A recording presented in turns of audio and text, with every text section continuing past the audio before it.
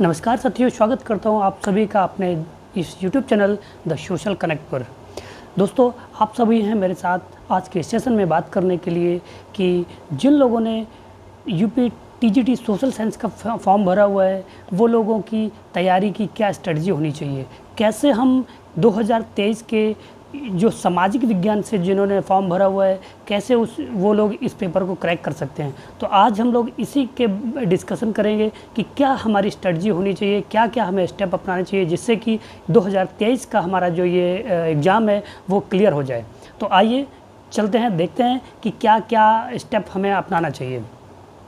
तो जिन लोगों ने इस साल का 2023 का सोशल साइंस का फॉर्म भरा हुआ है यूपी टीजीटी के लिए, उन लोगों के लिए सबसे पहला पॉइंट तो ये है कि आप लोग सबसे पहले अपने सिलेबस को देखिए।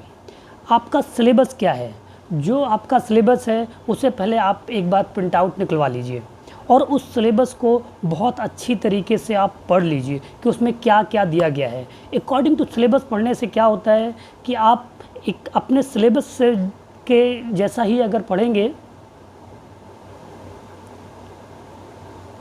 अकॉर्डिंग टू सिलेबस पढ़ने से क्या होता है कि जब आप अकॉर्डिंग टू सिलेबस देख रहे हैं अपने किताबों को, तो आप वही चीज़ें पढ़ेंगे जो चीज़ें आपके सिलेबस में आने वाली हैं। पढ़ने से आपके समय की भी बचत होती है और आपकी जो तैयारी होती है वो प्रॉपर वे पे होती है। अदरवाइज़ आपके पेपर में कुछ और आना है और आप कंटिन्यू पढ़ते कुछ और जा रहे हैं, इससे आपका जो समय होता है वो भी बर्बाद होता है। और दूसरे नंबर पर ये होता है कि आप अपनी तैयारी के प्रति उतना मन से नहीं कर पाते।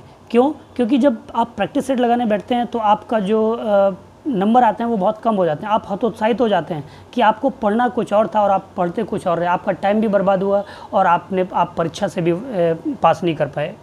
तो इसलिए सबसे पहले किसी भी परीक्षा को देने के लिए सबसे पहला पॉइंट होता है कि हम अपने सिलेबस को अच्छी तरीके से रीड कर लें।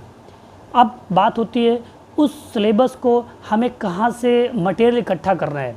तो उसके लिए हमें एथेंटिक बुक्स और जो एथेंटिक यूट्यूब चैनल्स में जो लोग पढ़ा रहे हैं उनसे जो भी मटेरियल मिल सकता है आप लोग कलेक्ट करने की कोशिश करिए।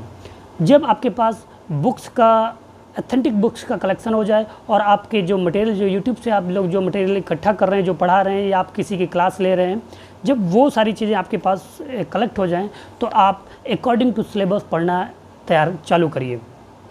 सबसे पहले सोशल साइंस में क्या होता है कि 4 टॉपिक होते हैं: ज्योग्राफी, हिस्ट्री, पॉलिटिकल साइंस और आपका इकोनॉमिक्स। तो जो ये बच्चे जो सोशल साइंस के फॉर्म भरे हुए होते हैं उन लोगों को परीक्षा में कोई 2 टॉपिक ही चूज करना होता है। चाहो तो आप हिस्ट्री और ज्योग्राफी कर लो, चाहो तो आप ज्योग्राफी और इकोनॉमिक्स कर लो, चाहो तो आप हिस्ट्री और पॉलिटिक्स कर लो या ज्योग्राफी और हिस्ट्री कर लो। जो भी आपको चूज करना है, कोई 2 टॉपिक आपको तैयार करने होते हैं। दोस्तों, जो ये पेपर जब आप देने के लिए जाते हैं तो वहाँ पर 2 टॉपिक आपको चूज करने पड़ते हैं। कोई भी 2 टॉपिक से आप अपने जो 125 क्वेश्चन आते हैं उनको आप आंसरिंग करते हैं, उनकी आप आंसर देते हैं। अब बात होती है कि इसमें जो टॉपिक है वो क्या क्या टॉपिक है। जैसे कि मैं थोड़ा ब्रीफली बता दूं आपको कि जो सामाजिक विज्ञान में जो आपका पेपर है उसमें आप देखेंगे भौतिक भूगोल। तो स्थल मंडल है, जल मंडल है, वायुमंडल है, भारत का भूगोल है, आपकी और भी चीज़ें इसमें जो आती हैं उनमें से हो गया जैव भूगोल है, मानव भूगोल है, मानव अधिवास है। इनमें जो भी टॉपिक हैं इन सभी टॉपिक्स को, आर्थिक भूगोल है इनमें। फ्रेंड्स, अब हम लोग देखते हैं यूपी टीजीटी सामाजिक विज्ञान के लिए जो सिलेबस है वो उसमें क्या क्या आता है और हमें क्या क्या चीज़ें पढ़नी हैं। सबसे पहला हम लोग हिस्ट्री को 3 पार्ट्स में बांट लेते हैं। नंबर 1 एंशिएंट हिस्ट्री, दूसरा मिडिवल हिस्ट्री और तीसरा मॉडर्न हिस्ट्री। तो जो एंशिएंट हिस्ट्री है उसमें क्या क्या टॉपिक आते हैं। नंबर 1 पाषाण काल, पूरा पाषाण काल, मध्य पाषाण काल, नव पाषाण काल। इनकी विशेषताएं क्या हैं। सिंधु घाटी सभ्यता की विशेषताएं, वैदिक काल, उत्तर वैदिक काल, राजनीतिक, सामाजिक तथा धार्मिक और आर्थिक जीवन, धार्मिक आंदोलन जैसे जैन धर्म, बौद्ध धर्म, भागवत धर्म आदि जो ये धर्म के बारे में है वो सारे टॉपिक आएंगे।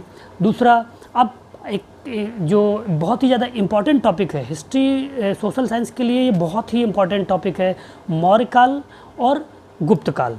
मौर्यकाल की विशेषताएं, मौर्यकाल में क्या क्या बना, कहाँ कहाँ पर क्या क्या चीज़ें थी, और जो आपका गुप्तकाल है, गुप्तकाल की चारित्रिक विशेषताएं, गुप्तकाल में क्या क्या कहाँ कहाँ पर नया नया निर्माण हुआ, उन्होंने क्या क्या चीज़ें अपने टाइम के समय में की, ये आएगा पूरा आपका एंशिएंट हिस्ट्री में। दूसरा है आपका मध्यकालीन भारत। मध्यकालीन भारत में नंबर 1 है दिल्ली सल्तनत, और दिल्ली सल्तनत को पूरे टॉपिक को हम लोग अच्छे से देखेंगे, बढ़िया से। और इसके बाद है आपका मुग़ल काल और आपका दिल्ली सल्तनत, ये दोनों टॉपिक को बहुत अच्छी तरीके से आपको, मतलब इसके किसी भी टॉपिक को छोड़ना नहीं है। मध्यकाल में ये 2 टॉपिक बहुत ज़्यादा इम्पॉर्टेंट हैं। तीसरा है राजपूत वंश।